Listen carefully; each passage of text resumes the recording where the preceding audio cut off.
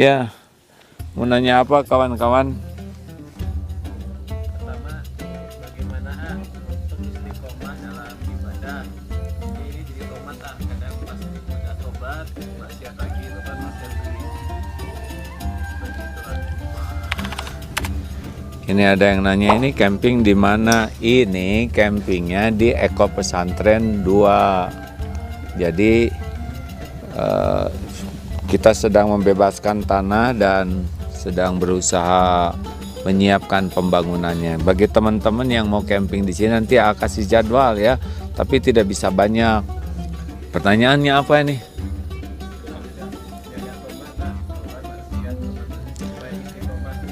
Oh iya, salah satu yang bisa membuat kita tercegah dari maksiat adalah ingat mati nih hadirin.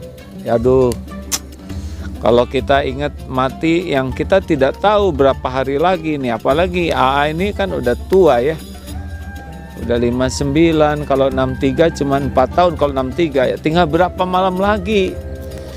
Jadi kalau misalkan kita dibangunkan Allah mau tahajud terus nggak mau tahajud, tinggal berapa malam lagi nih jatah kita untuk sujud ini.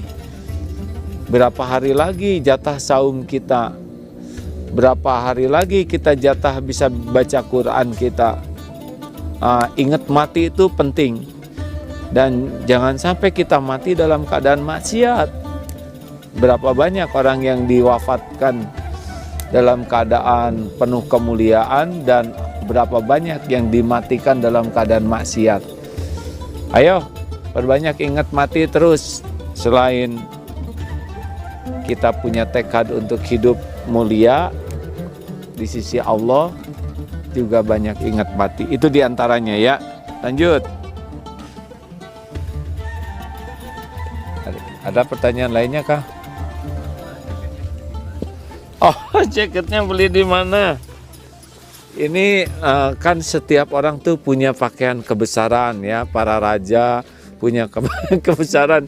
Inilah pakaian kebesaran saya. Ini double L, kayak nggak tahu super XL. Tapi sejujurnya saya mah nggak apa-apalah, kegedean yang penting anget ya. Masya Allah. Nggak tahu gimana ini, Masya Allah anget. Tapi ada lagi yang katanya mau ngirim jaket supaya kalau ke gunung tidak sampai pakaian. Ada pakaian kebesaran, ada pakaian kedodoran ya. Ini ada yang ngasih namanya BKP Benghar Kupamere ya. Ada yang ngasih hadirin sekalian, alhamdulillah, semoga dapat pahala nih yang ngasihnya. Lanjut, jangan nanya properti atulah hadirin ya. Nanti mau diwakafkan tidak?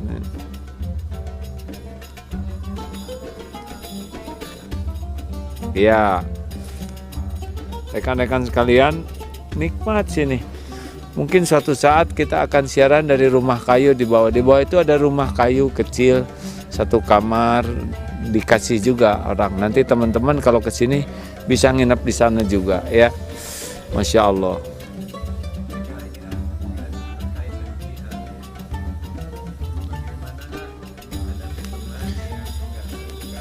Bagaimana menghadapi teman yang tidak suka.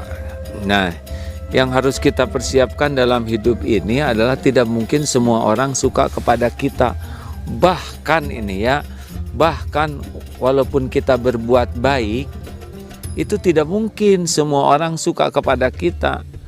Bahkan kita berbuat baik dianggap tidak baik juga sangat memungkinkan. Bahkan kita berbuat baik dimusuhi, nggak apa-apa, itu sudah sunatullahnya ya. Nabi Muhammad SAW juga sempurna kebaikannya, sempurna niatnya, sempurna perjuangannya, dibimbing Allah setiap saat. Ada yang tidak suka, ada yang memusuhi, ada yang memerangi, apalagi kita. Nah, tapi kita jangan sok soleh. Kalau ada yang tidak suka ke kita, kita evaluasi diri, apa nih yang salah pada diri kita ya. Kita tidak pernah rugi dengan evaluasi diri. Tapi kalau sudah diperiksa gitu, padahal ini niatnya benar, sudah terbukti benar, tapi terus saja konsisten, ini adalah ujian dari Allah. Apakah yang kita lakukan ini memang karena ingin dinilai orang, atau karena ingin diterima oleh Allah. Nah mungkin Allah nanti menguji kita dengan orang-orang yang tidak sependapat, tidak suka, bahkan menyerang kita dalam tanda kutip. Itu adalah untuk membuat kita semakin evaluasi diri, membuat kita semakin tobat, dan membuat kita semakin konsisten kalau memang yang kita lakukan kebenaran. Kalau tujuannya baik, insya Allah Allah udah tahu, ya pasti tahulah, bukan insya Allah, Allah tahu niat kita baik. Kalau cara kita ada yang kurang baik, Allah nanti perbaiki kalau memang niatnya baik dan konsisten dalam kebaikan. Semua itu tidak seperti membalikan tangan, semua itu memerlukan proses ya. Seperti melahirkan, kita tidak bisa memaksakan yang harusnya 9 bulan, pengen udah keluar aja 2 bulan belum jadi. Jadi harus siap dengan berat, harus siap dengan sakitnya. Nah itu sebuah proses kalau pengen punya anak. Silakan sambil lihat juga nih. Berikutnya terkait memaafkan, bagaimana memaafkan kepada orang yang berhutang, mungkin jangan bayar-bayar gitu. Alhamdulillah. Bagaimana? Kalau kepada orang berutang kita mikirnya gini, untung kita ditakdirkan bagian yang ngutangin, bukan yang bagian punya utang. Orang punya utang tuh udah menderita, dunia tuh sempit. Dan orang tidak bayar utang juga macam-macam. Ada yang memang tidak mampu sama sekali, nggak ada. Tapi dia janji jual apa, gak ada yang dijual. Nah, kalau begini mah udahlah, halalkan aja. Gimana kalau posisi kita seperti posisi beliau? Pasti kita menderita sekali kan? Sedekahkan aja dengan menghalalkan. Gimana kalau dia punya utang, dia sanggup bayar. Ya ada yang sanggup bayar tetapi tidak dalam keadaan leluasa, karena misalkan ya ini utang usaha, dan kalau dia jual semuanya itu memungkinkan jadi kemudaratan besar, sedangkan dia masih bisa dengan usaha yang lain, ya bersabarlah ya.